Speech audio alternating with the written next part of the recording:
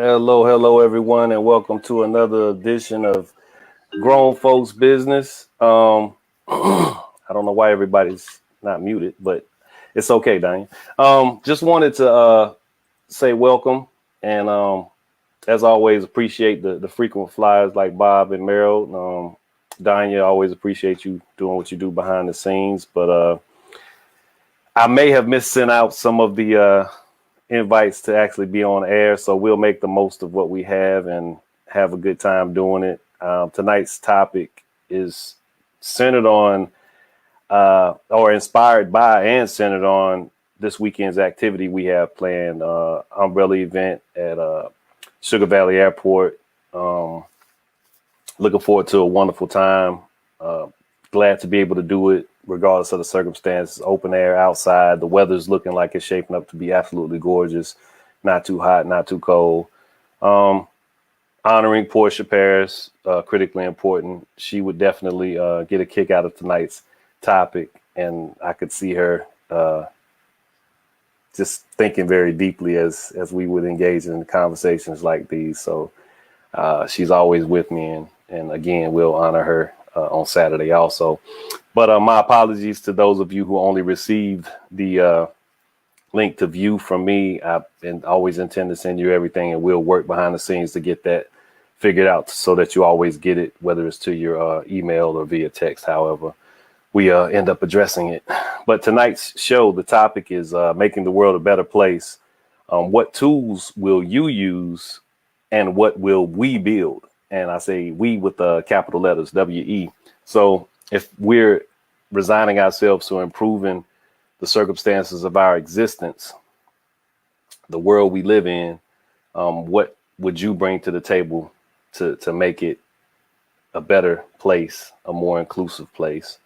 I think that question should be on everyone's mind at some point as they meander through life. If it never crosses your mind, then there's probably some disservice you're doing yourself. This was confirmed not just as a topic for tonight. It was confirmed as something that I willfully engage in pondering from time to time, and I'm actually active in trying to exercise. So there are actual thoughts that I have that go into making the world a better place, and the tools that I feel like I bring to that effort. And it's metaphorical. So if anybody's listening and they want to type in something that's not necessarily an actual tool, but you can make the tool an actual thing and have it do something metaphorical, it can be something metaphorical and be talked about as if it was a tool.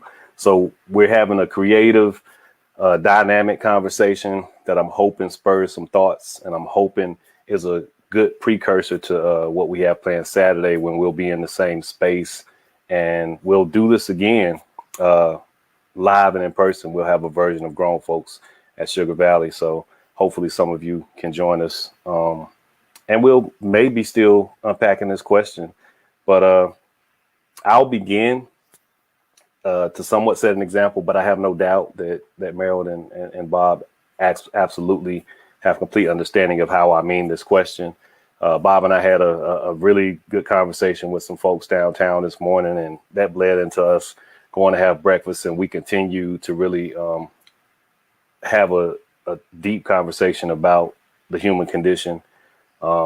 Everybody who knows me in certain spaces, including this one, knows that I enjoy philosophy and being philosophical, and any conversation that's wholeheartedly considered of what it is to be a human being is a place that I like to be. So we had a conversation this morning that's going to probably be reflective of what we talk about in this space in some way, shape, or form. And it's just about kind of making a decision within yourself to participate in this thing with the full knowledge that, you know, it doesn't last forever, that you should kind of look and see where you can be of service. Doesn't mean you become Mother Teresa or, you know, Gandhi, but it just means that the time that you take to be intentional in doing well, regardless of what it may do for you, time is precious. So you might want to go in my case, play golf. You might want to go do some mindless activity, sit and watch Netflix all day. But if you've committed yourself to doing something that is outside of yourself that you know is beneficial to others, it should be a no-brainer. You know, it should be something that you understand is contributing to the betterment of our world, our small corner of the universe. And it's one of the reasons that when I was doing mentoring work more consistently, and I still get asked from time to time, understanding how critical it is to be consistent in the space of young people, to make sure that you set aside that all precious commodity of time to really pour and invest into them. You have to be honest with yourself about your ability to do so. So understanding that dynamic is one of the first steps to, if anybody who's listening decides they want to go volunteer and do anything, especially when it comes to young people. Your presence is valued. They may not react like you think they should at first. They may not be super happy to see you. But when you're consistent, it becomes a norm to them, and it becomes something they expect.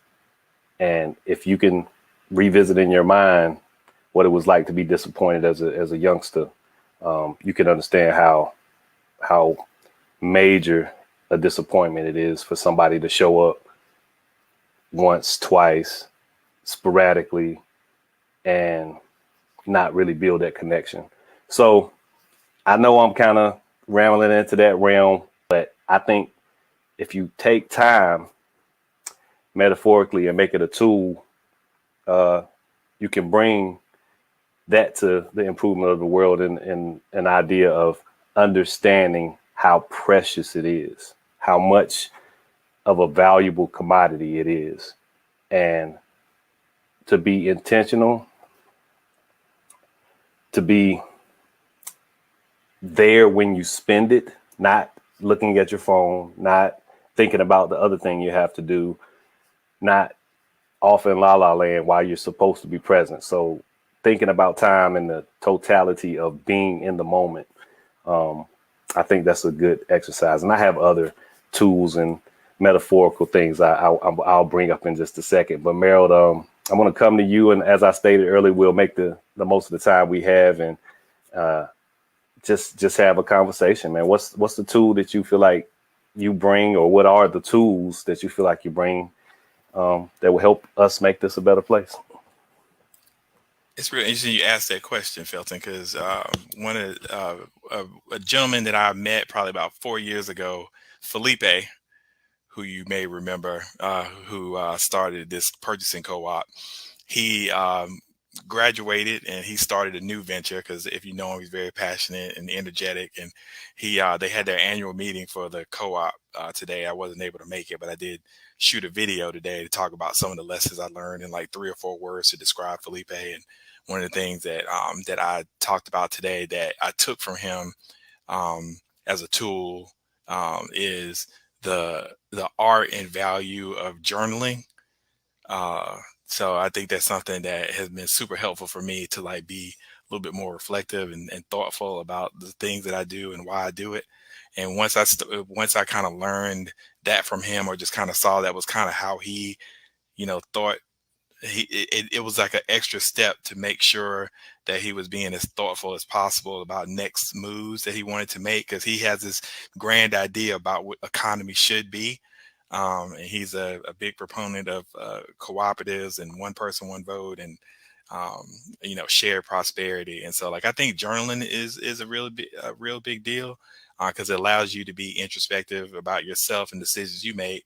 And it also, I think, has developed something in me to allow me to think a little bit more about the people will tell you kind of what their stance is on most cases. And we don't take the time, or at least I didn't always take the time to kind of understand what's the root cause. I kind of think about, like, you see a tree and you see the leaves, but you don't see the roots, and kind of like what makes the tree healthy or poor. And so, like, now I've been really thinking about, okay, people give you the hot take, And a lot of times that hot take will either pull you in or push you away. And I'm trying to think a little bit more critically and be like, okay, maybe I need to spend a little bit more time and figure out why that person has that hot take. So that's definitely my tool. So I need to think about where my hot takes come from too. So that's definitely one of them. Great, man. And I'm definitely going to ask Bob to recall something he said earlier when we were discussing Marcus Aurelius on the heels of what you just shared. I think it goes with that. But Felipe was a super cool guy. Spent a couple times with him that was, pretty. It was a good framing of understanding that there's always something else to do. And there's no one way to do it. And I definitely recall going to his house. He gave me a book, and I can't remember exactly what the book is, but I definitely looked through it. And it was about navigating career and, not just pigeonholing yourself. But I'll prompt you a little bit, Bob, in case it didn't resonate with you, what Meryl just said in terms of reflection. And we kind of talked about that a couple of weeks ago, Meryl. I think you were off that show, but it was we talked about journaling and things of that nature. Kind of finding who you are with yourself and understanding, not crystallizing some thoughts. And this is Bob, should prompt you a little bit, but remaining understanding of what you perceive until something else changes that perception. And you have to be malleable. You have to understand that you can be wrong at some point.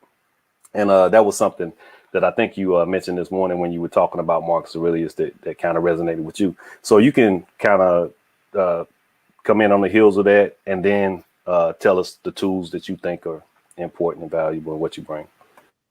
Yeah, I think that's really kind of a perfect entree into, this is not a metaphorical tool. I'll move into that in a second, but the tool that I think that as a white man growing up in the South, that is critical is my mind. And I say that because, and I'll share a little story. A few years ago, I met Elwood Robinson, who's the chancellor of Winston State University. He's a black man. And I met him, he was talking, and he said some things about what his mother said to him about things as he was growing up. Elwood and I are the same exact age, just for perspective. And my mother said the exact same things to me. And the phrase that was really common was, "That's just the way it is," when we would ask questions and whatnot. So Elwood and I talked, he looked at me and he said, "But that didn't make any sense to you, did it?" And I said, "No, exactly. It didn't make any sense to me." And he and I both had the same messaging at the same ages by our mothers, him from a black family, me from a white family, and it simply didn't make sense. So that was a foundational something for both him and me. And I say that because if we don't use our minds, we adopt what we're told. We adopt what the norms of society are. We adopt what the mores are of the culture, et cetera, et cetera, et cetera. If we don't use our minds, but if we do, we can go, oops, let's hit the pause button. That doesn't make any sense.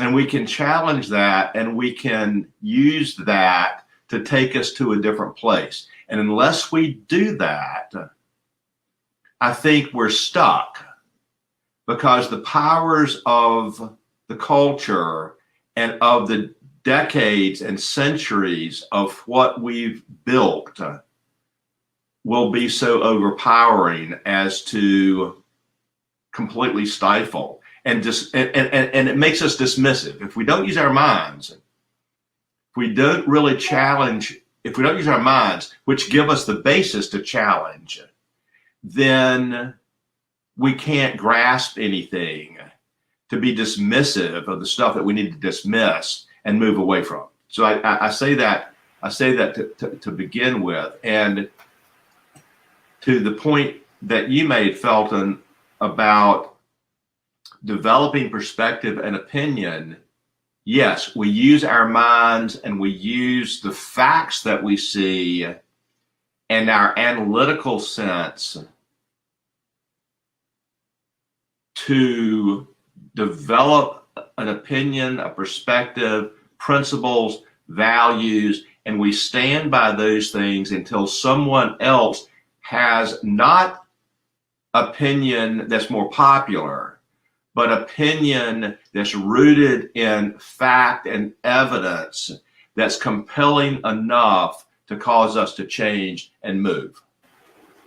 Yeah, logic and continuity have a role in all of that brain power you're saying. Yeah, and too many people just don't have that willingness. No. Too many people say, "That's the way I grew up. That's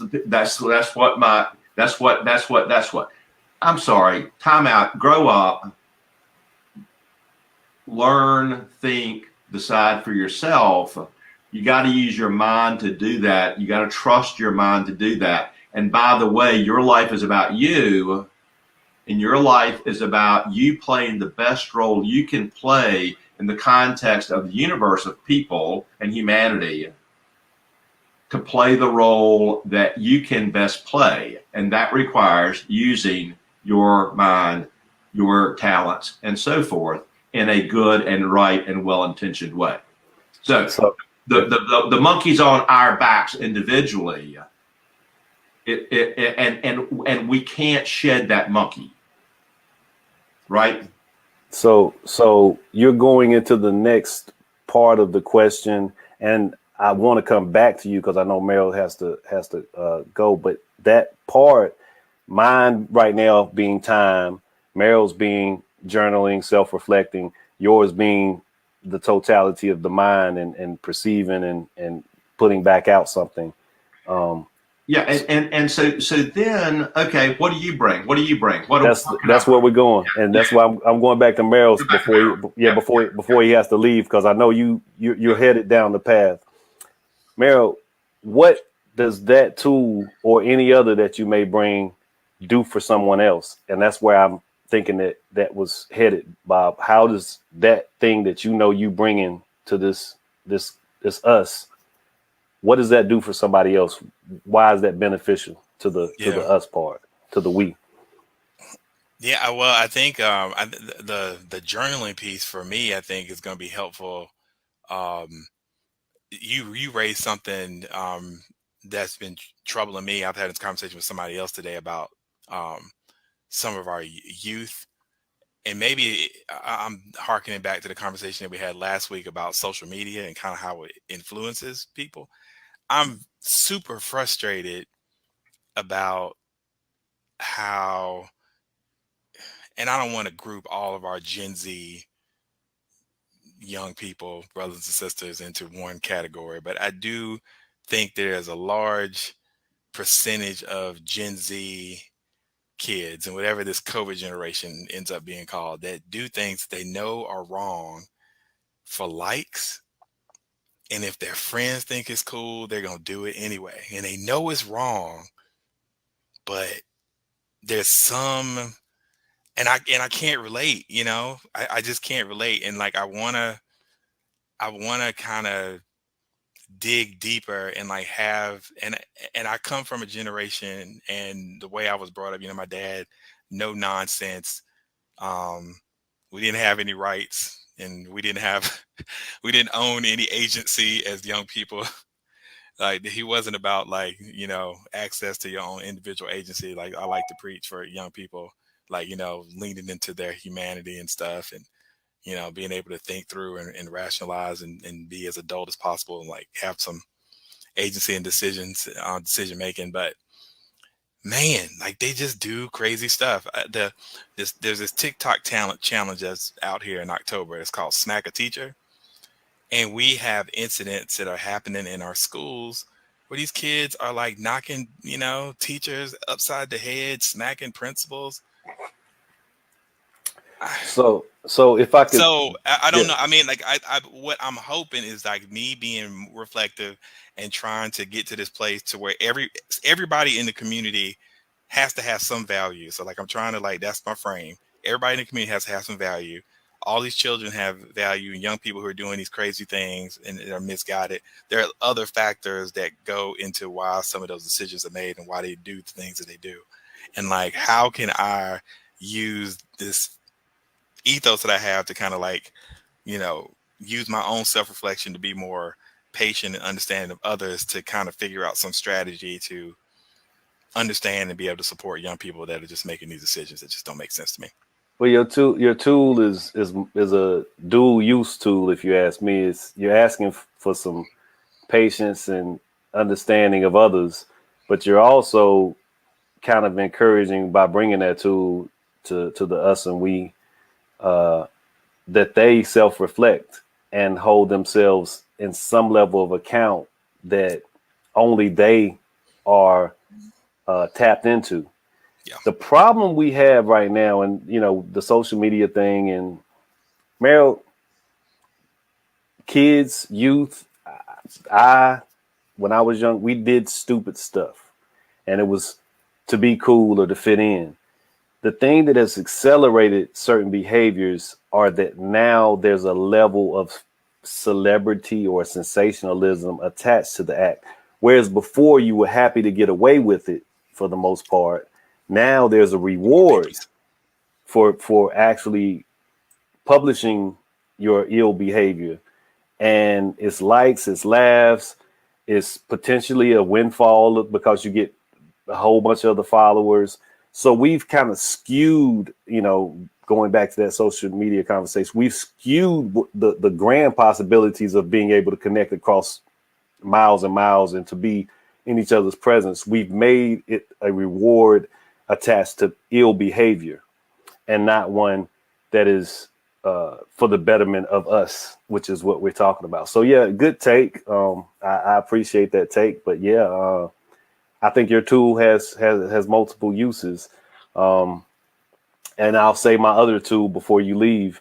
Bob, you recall I mentioned this, I think when we were having breakfast, it was a shovel, and I'm using it for two different things. And it was to to bury symbolism and all of the things that are just feel good and not be good stuff. And it was to unearth truth and the things that we should value more. It was to dig up some stuff, and it was to bury some others. So, you know, metaphorically speaking, that's a function of what social media had the opportunity to do, but it chose to, you know, go for the vainglorious stuff, and that's things that are not good for us, not healthy at all. And that's unfortunate. I know you got to rock, man. Yeah, I gotta go. I'll see you guys on Saturday. Looking forward to it. If you can get out there, hope to see you, brother. That's gonna be a good thing, man. Yeah. Look forward to it, All Meryl. right. Take care. Take care. Bye. Yeah, Bob, I'm coming back to you for you to sum that up also, and I think you were headed there. I don't want to assume. I think you were headed in that direction. And let me add that being exhibiting bad behavior and exhibiting all sorts of bad behavior in the context of our current crowd, you get elected president. And so what does that say? What do all the parents who made that election choice say to their children? You can't do it both ways. You can't you vote this way, and you can't then say to your kids, you can't lie, you can't be outrageous, you can't be all these things Well, why? You just voted for that guy to be president of the United States, to be the greatest role model in this country. So now you've got, okay, what kind of confusion does that create? And that's confusion that's created at every socioeconomic level in this country. I mean, you know, what do you do with that? I'll back off that. Back to the mind thing. The other piece of mind is hearing. And you and I talked this morning, because ears listen, but the mind's what hears. You can listen and not hear. You can look and not see. You can read and not comprehend. It's not about listening, really. It's about hearing. It's about really grasping what your senses are telling you, which is partly what you hear and partly what you don't hear, makes up what all you hear, right? And so your mind is important for that. And for when we're trying to bridge and come together and create unity and create understanding and build empathy, we've got to be able to hear. And that means shutting out, and that means opening up. And you and I talked this morning about the gathering that I was with last night. You know, it was a group of 8 white people sitting around a table, all leaning in, listening, and wanting to grasp what was being talked about. And that's really about hearing, in my opinion. Yeah, I think, and you know, not to totally unpack that conversation, but the subject matter is what draws the attention of those who desire or are open, as we discussed via the Marcus Aurelius reference, to being influenced to regard certain things a different way. That's highly important, and I couch that with communication as another tool. Yeah. And so then getting more to the metaphor of your actual question, you know, I think that, and I'm glad I had some time to think about that, because I hadn't thought about that. I think thinking about it that way is valuable, because part of what we all, I think, face is, okay, what can I do? What can I do? And I think what we can do and what we have to do is do our piece that we can do, together with the piece that others can do, together with the piece that some others still can do, create something that can do a lot, right? And a couple of years ago, I was in a conversation that asked a question, and I realized that I had perhaps better access to things than a lot of people. I had freer voice than a lot of people. So a tool for me would be a pencil, connecting the dots, where I can see here and here they need to connect. I've got access, I've got relationship, I can connect the dots. I do connect the dots. That requires intentionality. Without intentionality, your point earlier, that won't happen. But with intentionality and with the understanding that that's something I can do that might not otherwise be able to be done. This is over here, this is over here. They need to be connected. I can make that connection. I can't do that, but I can make that connection. And if just making that connection is what I can do, then I should do it.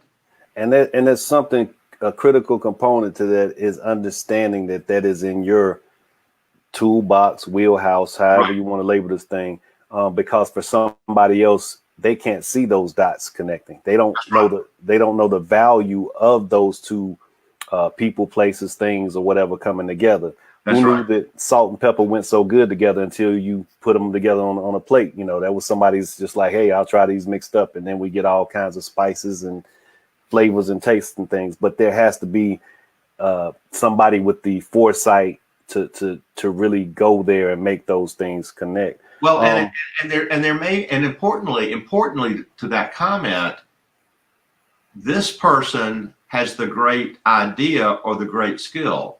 This person over here has the great idea or the great skill. Combined, they have a massive idea and transformative capability. But unless the dots are connected, they're left in their own little places. Yeah. The guy that connects the dots doesn't get the ego satisfaction of that. Yeah.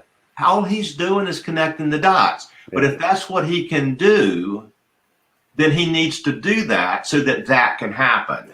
Yeah. So it can't be about finding ego. It can't be about ego. It can't be. Yeah. It has to be about. It has to be about something else. And That's the full circle, Bob. So that full circle you just presented, in my opinion, about improving the world, you literally found out one of the things that disallows for it, and that's ego. yes, The desire for the credit, the rush to make sure that regardless of how it turns out, you want it to be known that you were involved in the process. So yeah, you got to let that go. I think ego is definitely an issue and a problem, and we all have it. Mike Tyson speaks about it so well on his podcast, what I every now and then, but he's big on this ego thing. He talks about a time he took some kind of toad venom or something he did that he got to detach from himself and take on his ego. I think humility's another tool that is highly valued in a space where you're trying to improve circumstances. That includes patience. That those things have to be hand in hand, because not everybody is in a position of being impacted in a positive way. People have lives that predate an interaction with you or I or anybody else that may be in this realm of let's have a growth mindset. They have an experience that is not ours, and how far you have to come from that. And I'm definitely, don't misconstrue me as saying that I have figured it out and the life is good and come and join the party. That's not what I'm saying. I'm literally saying humbly that if you have wrestled with some things and thoughts about life, and you see what's more important and more critical versus the minuscule things that pile up that monkey on your back puts on his back and makes your situation that much tougher. If you recognize that you can take some of that stuff off, life doesn't become simpler or easier, but you become more tolerable, and you have a fortitude and an ability to deal with tougher situations. So when people who are not to that place yet show themselves, you have to have some patience, and they're still welcome. Still, I want you around. I still got love for you.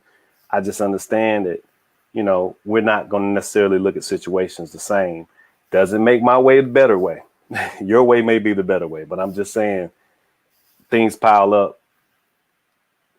Another tool, compartmentalization, is something that I exercise. I put stuff here and there, not to leave it, but to understand that there's an order that I must approach to alleviate some of these boxes and silos that I put stuff in until I can get to it. Doesn't go anywhere, still there, but I know it's not directly in front of me or blocking my line of sight, so to speak. I think another piece of that is respect and sometimes respect is shown more greatly through restraint, and I mean that from the standpoint that I could, if I'm the most powerful person in the world, but the least powerful person in the world only needs me to open a door and let them walk through, then that's all I should do. Because if that's all they need, then I need to do that so that they can walk through there, and then they do what they are to do. Yeah, that whole be the change. I think it was Gandhi who said, "Be the change that you want to see in the world." It literally, to Meryl's point earlier, it begins with some self-reflection. It has to. There's no way that you can bring any tools that you have to that we world that we're discussing if you haven't, done some self-engagement. Now you can finish the job in that new space, that utopia, but you cannot come there and not have at minimum engaged with some self-reflection and some thoughts and ideas that you have to have debated inside of yourself and with yourself. We have to spend time alone. And I think that's another tool. You gotta spend some time by yourself and really get to know yourself and be honest with that knowledge of yourself. So before we wax too philosophical and turn this into some type of get well session for the audience, I'm gonna wind this down, and I'm gonna say lastly, and Bob, I'll give you the last word, but I'm gonna say lastly, something that I feel is super. It's the oil that keeps the tools useful. It's the